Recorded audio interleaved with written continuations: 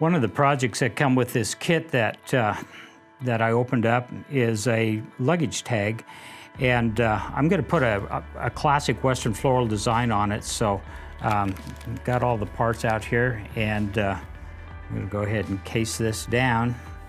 Again, getting the moisture down into the middle parts of it there so that it can be starting to dry out. And while that is starting to dry back to its original color, I need to get some kind of an outline of the design that I wish to do onto that piece of leather. And in this kit, they came with some patterns. And here we go. Here's the pattern for that luggage tag. And this is, when you're starting out, this is probably what you're going to have to follow. You're going to have basically an outline of the design, and then hopefully a photo card pattern that shows you step by step, or just shows you what all the different tools actually do there. There's also, in this kit, there came with a little bit of tracing film, tracing paper, so that I can get that transferred onto leather. So the first thing I'm going to do, I'm going to just tack it down here real quick, take a pencil, and I'm going to trace all of these lines onto this piece of paper. And one of the things that I guess is kind of important at this point is to do a careful job with this. Sometimes some of the leather working projects we get involved with can be quite large and quite elaborate, with lots and lots of these kinds of fine lines all over them. And when you do, it's really important that you do a good and careful job of transferring that outline onto your leather. You want to make sure it's as accurate and as carefully done as you can. So make sure you do a careful job here. We're going to need to be able to follow these lines on the leather with the swivel knife. So we've got to make sure we have good lines to follow. I'm just using a regular pencil here and just going over those lines to get that transferred onto the paper. That way I can, with this tracing material, I can then position it, make sure that it's centered and so forth, because I can see through it. It helps with that. There are lots of aids, lots of pattern books, lots of things available, but you know, this design right here will teach you all of the basics of doing leather carving just on this design right here.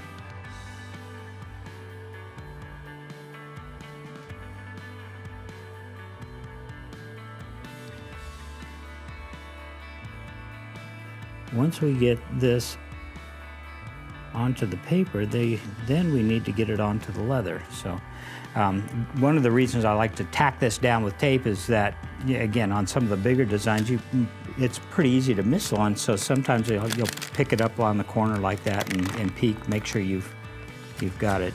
So now we'll get our piece of leather up here, and we will position this so that it is right in the middle of that blank area on this project.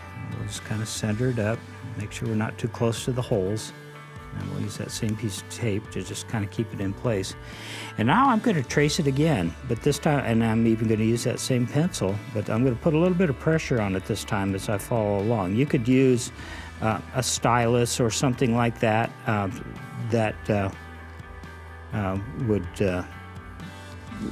glide over the design smoothly, but you want to be careful you don't tear through it. And that's one of the things I have to be careful with the pencil, is that I don't want to tear this and leave pencil marks on my leather. If it did, it's not critical, but you certainly would never want to use a pen or something like that. Ink doesn't come out of leather.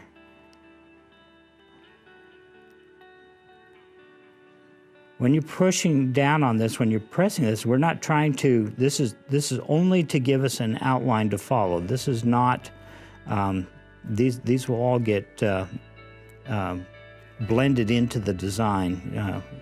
So you won't actually see these lines once we get it all carved. And that leather, as you saw, it was starting to come back to its original color. It was just about at that right stage, and that's definitely the best place for you to be doing this tracing, is when that leather's just starting to come back again.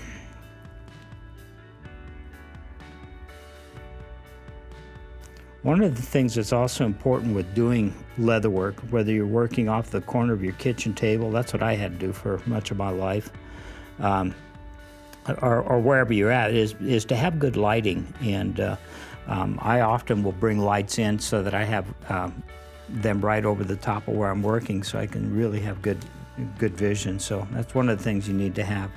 All right, taking a peek here, it looks like I got all of the lines traced on there, so we'll move that out of the way, and we're ready then to begin with that swivel knife. And remember, what's the first thing you do when you pick up a swivel knife? You always drop it, right? You're gonna make sure that it's working nice and smoothly, and so we'll do that. And the beginning of putting a floral design into leather is to cut that outline into the leather. Every one of those lines that I just traced on there needs to be cut into the leather, and so that's what this swivel knife gets used for. And when we're doing this, we want to make nice, smooth, flowing cuts. Sometimes, though, as I get like on one of these long curving cuts like this, it gets to where I can't see where I'm going, so I'll stop, I'll pull my knife out of the leather, and I'll turn it so I can see what I'm doing. Okay, and then when it gets to where I can't see what I'm doing, I'll stop and turn it again. The goal here is to make sure you follow the line. It isn't about trying to make it all in one smooth cut. It doesn't work like that. Just make sure you follow the line as carefully as you can. One of the first questions that comes up about cutting a design into the leather is, how deep should you cut? How much pressure should you put on the knife? How deeply should you be cutting these lines into the leather? And for that, I have kind of a general rule. All leather is not the same thickness. We gauge leather by different ounces. This here is about a 5-ounce piece of leather, so an ounce is roughly equal to about 1/64 of an inch in thickness. Well, on lighter, smaller projects, things that might be in a pocket like a wallet or things like that, we use sometimes even thinner than that. Sometimes we'll use like a 3/4 ounce, pretty lightweight stuff. And so obviously you could cut too deeply if you're not careful. So what is the rule to follow when it comes to cutting designs into leather? The rule I usually recommend is that you cut about 1/3 the thickness of your leather. If you cut 1/3 of the way into that piece of leather, then when we do all of the stamping steps that will come along, the beveling and those things, these will make that design stand out very nicely on that piece of leather. So that's usually a good general rule to follow. So if you were working on a belt that's out of like 9-10 ounce leather, I'd have to be pushing down a lot heavier than what I am right now to get that same kind of depth in it. So learning how to control how deeply your cuts are going is really important. And another little thing about cutting a design into leather, and I hope this is zoomed in close enough where you can see what I'm about to show you, but when I'm cutting lines that come together, like I've got 2 leaves here on this acanthus leaf, and now I've got the tip of it that's going to come down. When I cut and this line looks like it's going to actually get there, I pull the knife out before it actually touches. I never actually run one cut into the other. What can happen with that is you can leave a nick on the other side of the line, and that will never go away. You always bring these cuts together so they look like they almost touch. If you look out here, like at the corner of that leaf, I didn't actually bring those together. They don't actually connect there. But when I'm done with my beveling and all of the stamping steps, it will look like they are, but we don't actually bring our cuts to where they actually meet. That's just one of the things about cutting a design into the leather. So, got one more line here to cut, and then we'll be ready to start with some of those stamping steps. And there's our design all cut into the leather. It should look just like the tracing that you just did. Again, try to follow those lines as close as you can. One of the things that can happen, if you get off a little bit with the tracing of it from the pattern in the book to the tracing paper, and then you get off a little bit more from the tracing paper onto the leather, and then you get off a little bit more when you cut those lines, you can get to where this all looks all distorted before we ever get around to putting any stamping steps on it. So take some time, take your care. One of the things I would urge you is to take whatever time is necessary to do your very best work. I do have had the privilege of judging a lot of leatherworking contests and things like that, and I've never, ever, ever given a prize to somebody that got done first. It was always given to the person that did the best job, and they take whatever time it is to do their very best work. So I want you to have that mindset as you begin your life with leatherworking. Now that we have our design cut into the leather, we're ready to start giving it some texture and some 3-dimension using those stamping tools to do that. You'll notice that I have my leather turned upside down here on my granite. The reason I did that is I wanted the moisture to stay in there while I got all of my tools arranged for this next step. So I turned it upside down, I flip it over, and guess what? It's still ready to go. I don't have to put more moisture into it. It's just, again, one of those habits you can get into. When you are doing this type of carving, especially when you're starting out, and especially if you start out with the kit that I have here, you're going to have not only a copy of the outline that you wish to follow, but you also have what we call a photo card pattern. It's just a photo of what this is supposed to look like when it's done. So this would be your guide as to where these tools get used. But as you do more leather work, you will eventually learn to recognize where these tools get used. And so I'm going to show you on this how I choose to tool this. First tool, stamping tool that we use is called the camouflage tool. And there is an order that works best when you are using these tools. I like to use these in that order. If you were to go pick up one of the books, I learned from some books that were written by Al Stolman and some of these guys. And these guys always use these tools in the same sequence, and so that's the way I started doing it, and guess what? It works. The camouflage tool is a tool that we use to put texture and create roundness to some of our design. For example, on this design, when you look at your pattern, you're going to see that they use kind of just the corner of the tool, using just like a corner pattern to make it look like the edge of this leaf just kind of rolls over right there. It leaves, we put these impressions in a series like this so that they are kind of evenly spaced, but I don't use the full impression of the tool. In fact, I only use maybe about 1/3 of the impression. It burnishes in real nice, but I have it fade out so that it doesn't go all the way across the stem here. And I'm going to start, I started down here at the bottom. I'm going to run this tool also then back the other direction using the other corner. So this is one of the things that you'll need to learn how to do, and that is to use just corner impressions when you're stamping a design. This is what helps to create that idea of roundness in a design like this. It makes it look like the edge of this tool, this pattern just kind of folds over like that, and it's got that little bit of a ripple texture there. The next tool that we use is called the pear shader. The pear shader, again, I kind of told you its name, it tells you what it does. It shades in the leather. It is a pear-shaped tool, but one of the things I would show you, and you're going to notice right away, is that I use it different. When I was doing the stamping on the coaster there, I just made one impression with it that looked like a pear and left it like that. When I used all of the other tools, I made one crisp impression with them and left it at that. But what I'm going to do with the pear shader now is I'm going to use it differently. I'm going to use a different technique, and I'm going to do what we call walking the tool. And so when you watch this and listen, you'll see that it looks like I've got this tool in constant motion. It looks like it's being slid along the leather. And what I'm doing is I'm using it like on this flower, on the petal of this leaf here, and you can see how it burnishes in and everything. But it looks like I have one great big tool. You don't see every impression that I made there. You see, it looks like one large area. So the trick is, how do we use this tool to make it do that? The camouflage tool, the pear shading tool, when we use it, the grip is very, very important.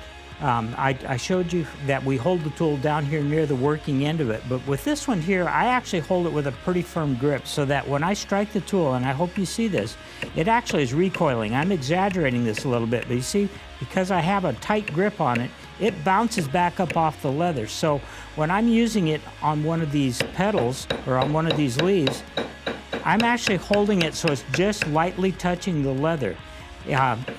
So when I hit it, it's not sitting in a hole in the leather anymore. It bounces back up. It's sitting back on top of the surface of the leather. And then by overlapping it, if you'll, again, notice how far I move this tool. I'll do this again in slow motion here. Notice how far I move this tool each time I hit it. It's not moving hardly at all. In fact, I'm overlapping those impressions by easily through 2/3 or even more of the width of the tool, so that you don't see any marks, any dents or anything in between each impression. And that's one of the keys of getting this to come out nice and smooth like that. It should not look like we took a ball peen hammer to this and just kind of hammered it. We actually want to create contour. What we're doing is we're taking these leaves, even though they're cut and we got the shape of them there and everything, we want to make them three-dimensional. We want to take this flat area and give it a dish shape. And so we do that by making deeper impressions in the center and fading those impressions out as we move down the length of it and from side to side. This is where we start to give our design some three-dimension.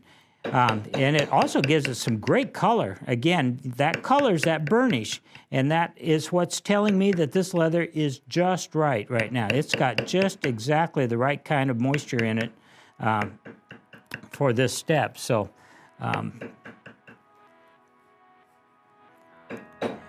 and again, if you look at your pattern, if you look at that photocard pattern, you'll see that the petals, the leaves and such, you'll see some of them are darkened in like this. This is what you're looking for. If you want to figure out where do I use this tool and how much do I use it, look at that pattern again. It will show you where this tool gets used and what kind of impression that it should be leaving. This particular one that I'm using has a checkered texture on it, and I love checkered texture tools because some of the finishes that we use, the antiques and some of those things that we use to color leather really work well with textured tools. They leave a little additional color in there. But again, I want to emphasize that the rich burnish, the color you see coming out of that leather, is not because of texture, it's not because of something rubbing off the tool, it's because of having just the right moisture content in this piece of leather. That's what gives you that rich burnish. So do pay attention to that. If it gets to where your leather is not giving you that rich color, you're not getting good crisp impressions, then check your moisture content. It may need some more or it may need less. You'll have to decide for yourself what that is. Then we use next the beveling tool. The beveling tool, I didn't show you much about that tool, but the beveling tool is kind of a wedge-shaped tool. Hopefully, again, you can see this, but it's an angled tool. It's got one corner here that's much longer than the others. It also has a checkered texture on it. And this is the tool that actually makes our design stand out. We take that long corner of the tool and we place it right into one of these cuts, and by tapping that tool and moving it along, we push down the leather on one side, and this is what will leave the leaf or whatever it is we're carving standing out on that piece of leather. It'll burnish in, it's going to turn nice and dark as well. And this, again, is how you would recognize what side of the line you should be beveling on. I think when folks are first getting started, that's certainly one of the biggest challenges is that, okay, I've cut the line, but which side of the line do I bevel on? Well, study your pattern, but also study the project that you're making. If when you do this, you see that there are a couple of leaves here, and you've got, like in this case, an acanthus leaf, and it has a leaf on either side and that overlay onto the background, the leaf behind it, then that would tell you what needs to be beveled so that it looks like it's standing out more prominently. Eventually you'll get to where you can recognize this without having to study your photocard, but keep that photocard pattern close by. Look again for the same things that you see happening here. With that rich burnish, that color, that's exactly how it shows up on there. So you'll see one side of those lines is darker, and that'll tell you which side you should be using your beveler on. You want to make sure that you keep your leather turned so that you can see what you're doing. Don't be trying to bevel a line and then have to get your head around on the back side of it to see where it's going, to make sure it's doing what you want it to do. Make sure you keep your leather turned so you can see what's going on. There's a couple challenges that folks have with the beveler. One of them is to get it to come out smooth. So again, the technique, the way you hold the tool is really important. Holding the tool so it's just lightly touching the leather, basically that same grip I used with the pear shader, is very important. This is how we get it to bounce along. It's not being slid, it's actually bouncing along as I use this tool.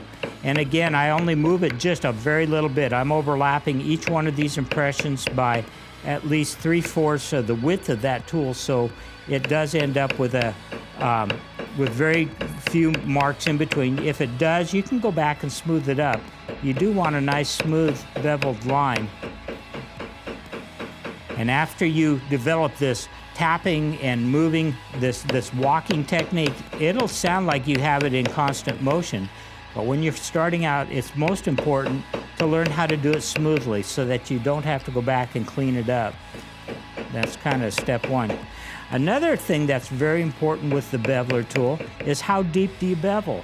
How deep should you be whacking this tool? How hard should you be hitting it so that you get the amount of depth out of your carving that you're after here?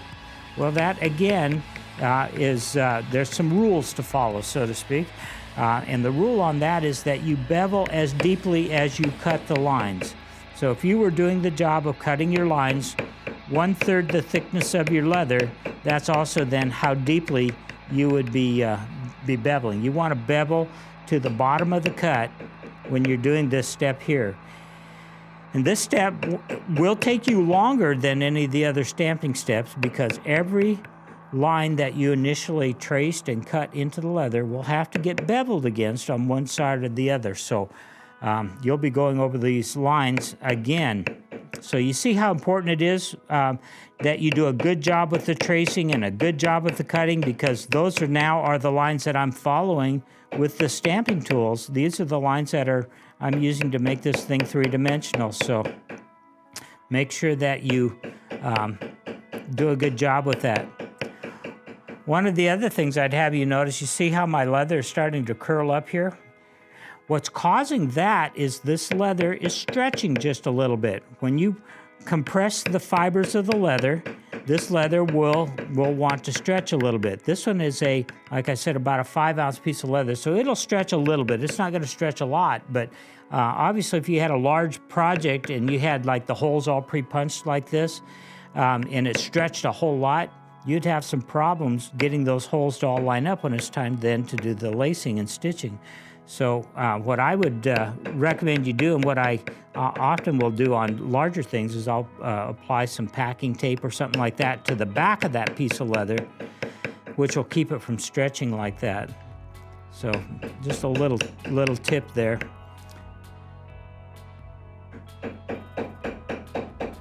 All of these tools, as you get further into leatherwork, one of the things you're going to probably want to do is invest in more tools. And after being at it for over 50 years, you can imagine how many tools I have. I have a lot. But most of the tools, when you go study a leatherworking catalog or from some place that produce those, even Tandy leathers, you're going to find that majority of those tools are just variations of these tools that I'm using right now. There are lots of different kinds of veiners with different textures and different degrees of coarseness. There are different sizes of bevelers and different textures even. You have some that are smooth or some that have vertical lines on them and so forth, and same with the pear shaders and so forth. The thing that's important, and I hope I stress that enough for you, is that the tools that you have in this beginner set right here are the ones that will teach you about leatherwork. They will teach you everything you need to know about how to use the tools. You don't need to go out and buy some expensive swivel knife or expensive tool or whatever, thinking that will make you a better leatherworker. The only thing that will make you a better leather worker is that you have to practice. Learning how to use these tools and the techniques that I'm showing you right here, these are very important. These are the techniques that will let you do a lot of leather work. Whether you like this particular leaf or whatever the design is, that's not the point here when we're first starting out. It's learning these little things about how to bevel and how to walk the tools and how to cut with the knife. That's what you have to get under your belt first. So we're almost done with the beveling here, and one of the good things about, or one of the things about beveling is once you get done with that step, it actually goes very quickly. These other steps that follow are very brief by comparison, but you can see how much this piece of leather is already starting to stand out. The design is starting to stand out. We've got some great color in it. We've got some real richness in the color, and the beveling now is starting to give it a three-dimensional look. So we're ready to add some textures to it now with the other stamping tools that we have. The next tool I'm going to use is the veiner tool. Actually, I'll find a way to use both of these veiner tools on here. We'll use them in a couple places. The veiner tool, at least on this design, gets used to add some texture to this crease that runs up the middle of this acanthus leaf here. We'll use one on one side and one on the other. One of the things I want to point out is how important it is to maintain the moisture in your leather. This piece of leather is still got good moisture in it. And the reason I know that is not because of the color. It's almost back to its original color here again, but by how the tools are working. I would not be able to get this rich burnish if it was not at the right moisture content when I was doing this. So be attentive to that. The veiner tool I'm going to use, we use it along this crease that we ran up the middle of this acanthus leaf. And I'm going to use it a lot like that camouflage tool. I have to use, because it's such a long tool, I have to use just the corner of the tool to make those impressions. I want you to notice, though, how the angle of the tool is being done. Not only am I angling it away from me so that just the corner of the tool is in the leather, but I'm also angling it upwards so that these impressions look like they all flow down into the center of this acanthus leaf. We don't just whack these in here in any old shape or any old order. We actually need to lay these in here so that we have some flow being added to this leaf. With this one, I'm whacking it pretty good because first of all, it's a larger tool, and I want some good depth right there in that crease where it runs up. But you see how the angle of that all looks like it's flowing down into this middle crease? That's all being accomplished by how I hold the tool. So I want you to pay attention to that when you're using this tool. You'll start down at the base of that and then work up the length of your that crease and make all those lines look like they're all flowing in a nice general direction. Spacing is important. You want to have these spaced pretty consistently apart. You don't want to have a variety of distances between each impression. And you do want to have that angle, like I said, right. You can see I was very deep in the center, but it faded out before it ever got halfway across the width of the tool. So that's where we'll use that one. We'll use this other one, the smooth one. We'll use it on the other side of the same crease. And so again, we're going to have to pay attention to the angle on that. We're going to angle it so that it, again, adds to the flow so that it looks like this crease is down in the middle of that. And so I have it angled so that it fades out as it moves away from there, but it's also quite deep right where it goes into that crease. So.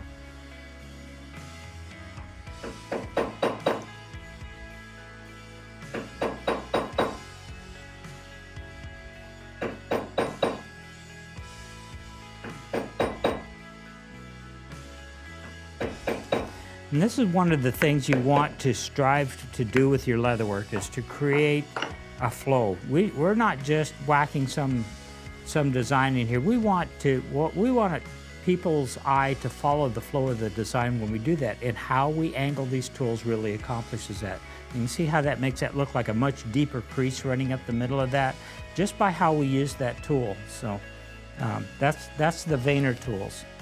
One of the other places, they make a tool that's called a stop. There isn't one in this set, but I didn't have one in my set either.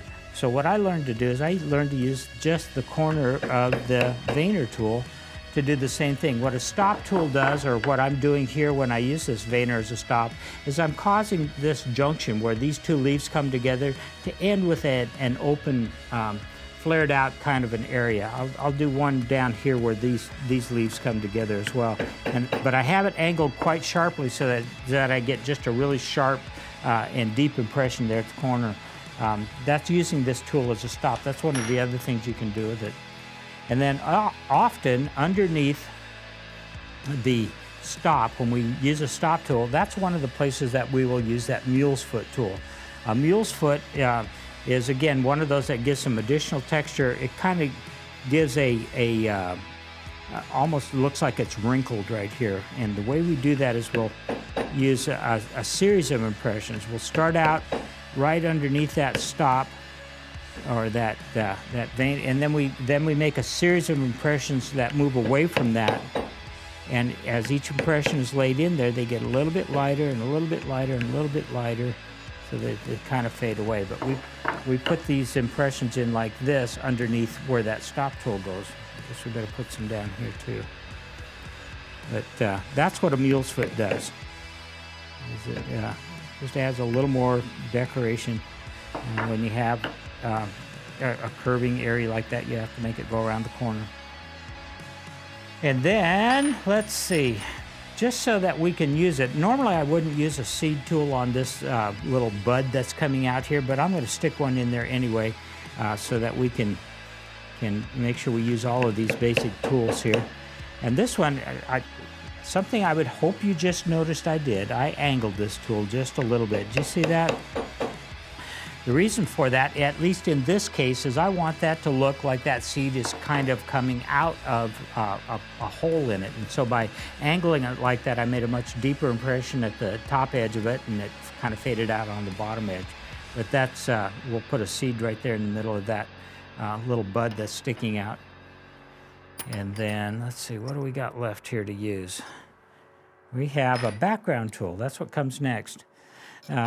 Background tool is usually always the last of the stamping steps for a couple reasons. Number one, it really, you'll see here, it really ties this design together and really makes it stand out.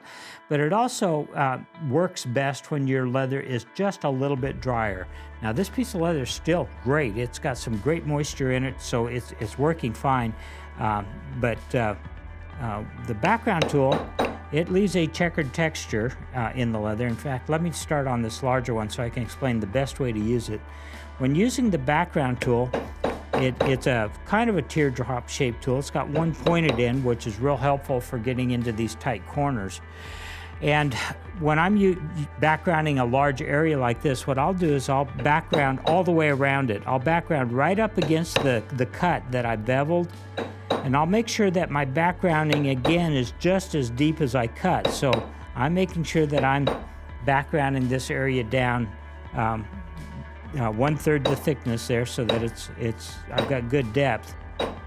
And so once I've done that, then I'll come back and I'll flatten out this area in the middle here so that it matches the depth that I have around the edges. And that's how I get a nice even background area. With this tool, it looks like I'm walking it, and I am. I'm kind of doing that same bouncing along kind of a technique, but I am overlapping the impressions. This is not one where we try to line up these impressions side by side or anything like that. To make this look nice and even like that, we have to overlap them, make sure that the impressions don't leave any kind of a raised area in between each one. So sometimes in the smaller areas, you'll have to use just the point of it. Sometimes you may have to even tip it up so that only the corner of it leaves the impression. So make sure that you pay attention to where both ends of the tool are. If I've got one corner and I'm focusing on this end, make sure that the other corner, the other end of the tool isn't taking a bite out of the leaf behind it. These are all lessons I learned the hard way, by the way. All these things that I share with you, I've done it all wrong many times just to That's the way I learned. I would have given anything when I was starting out doing leather work. I'd have given anything if there'd have been a video or something like this for me to watch somebody actually do leather work. Have them tell me some of these things that I'm sharing with you right now so that I could avoid some of those things. When I first started out, I lived like 50 miles from the nearest place you could buy some leather tools. There's a Tandy store in Billings, Montana. So running and getting another tool because I didn't have it wasn't an option. And also finding somebody that could help me wasn't an option either. I had to figure it out. And so there was a lot of things that were frustrating. But I was, when it came to the swivel, nobody told me about using jeweler's rouge. I would take that swivel knife and sharpen on it until it was just as sharp as I thought I could get it, but it would still drag and stick, and it was just a real pain for me to make it, to be able to control it. And so one day we were in town, and we stopped by the saddle shop, and this guy was sitting there working on a piece of leather, and he reached down and he picked up a little razor strop, and he was stropping his knife on it. And I said, "Hey, what are you doing there?" And he said, "Well, you got to strop your knife. It won't work smoothly if you don't." And I said, "Well, nobody ever told me that." So he gave me a little piece of jeweler's rouge. And oh my gosh, what a difference that made. That's why I'm telling you, make that a habit. Every time you pick that knife up to strop it, it makes a huge difference in the performance of that tool. So, well, now that we've finished with the backgrounding step, the only thing really left on this carving is to put some decorative cuts in there. And these are again done with the swivel knife. And since we were letting our leather get kind of dried out a little bit, we're going to have to come back and re-moisten it a little bit. But again, we don't have to moisten it nearly as much as we did initially. I just put a light coat on the front here. It'll be ready to go real quickly. And of course, while it's drying back to its original color, I'm going to strop my knife here, make sure it's good to go again.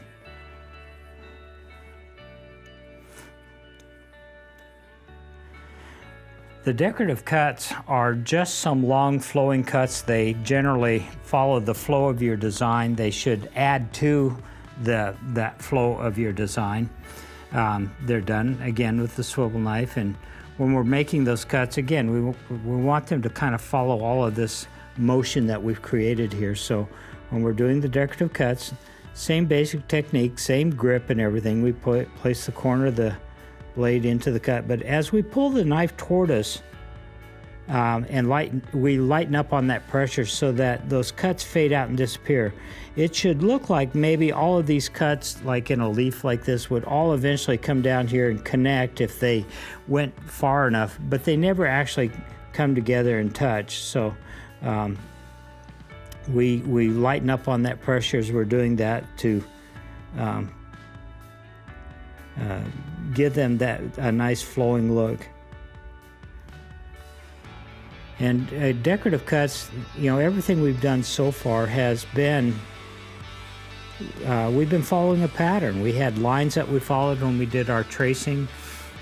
We had lines to follow when we cut. We followed the lines with the beveling tool. Everything was, we had something to follow. But with the decorative cuts here, there really isn't any kind of lines in the leaves here for me to follow. These just need to kind of follow the contour of the leaf. But what I actually put in here is kind of up to me.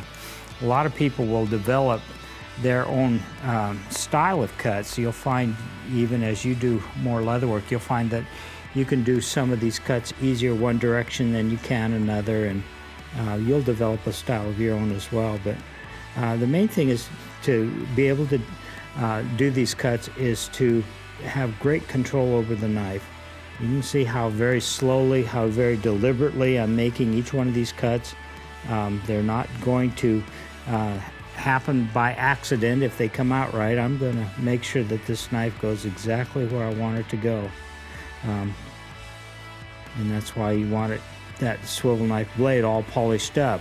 You got to have it working smoothly, and so that it's not dragging in the leather as you're making these cuts.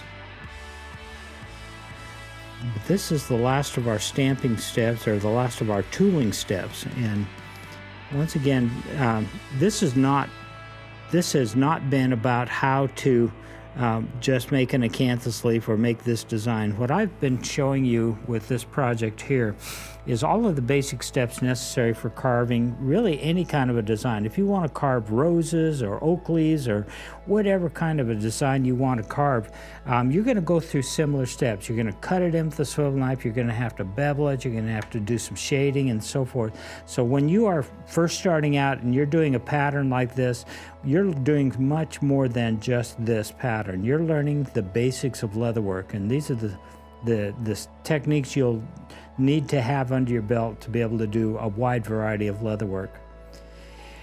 Where we're at now is we need to let this dry out. We're going to put some color on this. We're going to make it stand out, but all of our dyes and finishes, all of the things that we use in leatherworking always work best if our leather can be completely dried out. So we're going to have to set this aside and let this dry out now.